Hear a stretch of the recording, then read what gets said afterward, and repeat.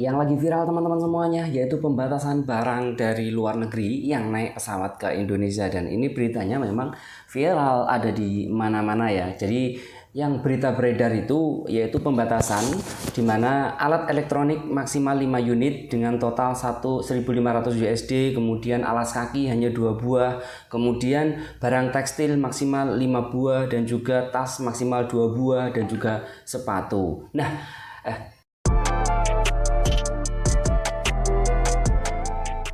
Nah, dari berita itu kan viral di kalangan PMI bagaimana yang pulang, terus aturannya berlaku untuk semuanya, dan bos pokoknya gegernya ampun dah. Dan ini juga ada ya dari orang Bea Cukai sendiri yang namanya Pak Gatot itu juga mengatakan bahwasanya PMI akan terkena dengan dampak ini ya. Di sini disebutkan menurut Gatot peraturan ini berlaku juga bagi seluruh penumpang perjalanan luar negeri termasuk pekerja migran Indonesia, dan heboh gitu ya. Nah, kalau teman-teman semuanya hingga saat ini ya, hingga detik ini, karena peraturan ini berlaku 10 Maret dan ini sudah tanggal 14 Maret, tentu udah 4 hari, dan hari ini juga ada yang pulang ke Indonesia. Nah, dari teman-teman yang pulang itu kita tanya, mereka nggak diperiksa terlalu detail seperti ini ya. Dan ya belum ada yang viral juga ya teman-teman yang dimintai pajak untuk terkait hal ini. Tapi kalau kita merujuk dari berita tadi ya enggak, di berita tadi itu kan disebutkan bahwasanya ini merujuk pada peraturan perundang-undangan nomor 36 tahun 2023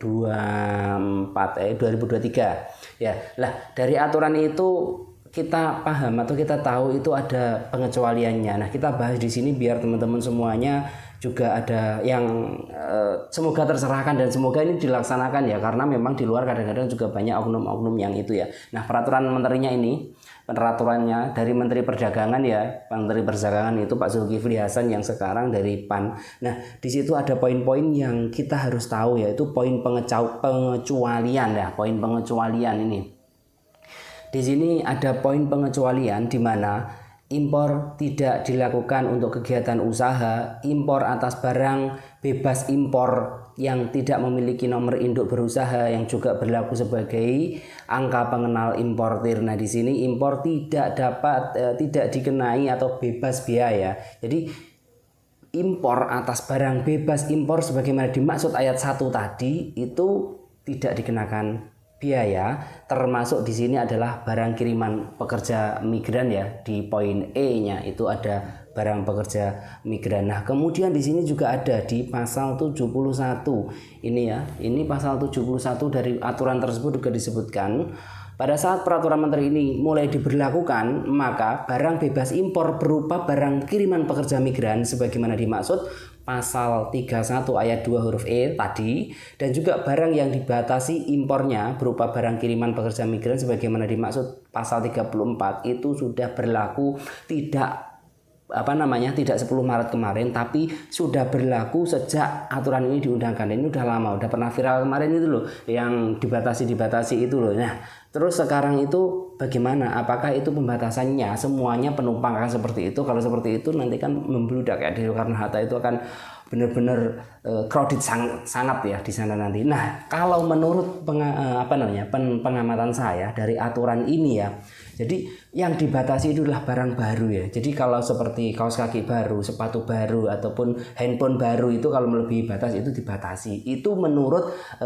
pemahaman saya dari aturan perundang-undangan yang ada di sini itu tadi ya. Tapi kok dalam beritanya itu Pak Gatotnya bilang menurut peraturan terbaru berlaku bagi seluruh penumpang perjalanan luar negeri termasuk pekerja migran Indonesia. Nah, ini yang perlu ditanya-tanya. Jadi untuk teman-teman yang aman saja ya, untuk yang kembali ke Indonesia jangan bawa barang-barang baru melebihi itu tadi ya. Jadi untuk amannya. Tapi walaupun hingga 4 hari ini belum ada, bahkan tadi juga ada teman-teman PMI yang ditelepon, kamu pulang, barangmu diperiksa enggak? Barangmu kena bea cukai enggak? Itu rata-rata teman-teman tidak mengalami sih ya, kecuali tanda kutip mereka yang membawa barang baru. Kenapa sih aturan ini diberlakukan? Nah, sebenarnya aturan ini diberlakukan adalah untuk mencegah just tip ya, karena just tip itu banyak sekali yang merugikan negara karena masuk barangnya tanpa melalui impor, tanpa bea cukai, dan pemasukan negaranya berkurang. Sebenarnya dari situ sih yang ini diberlakukannya aturan ini, cuman kita juga kena imbasnya lagi, dan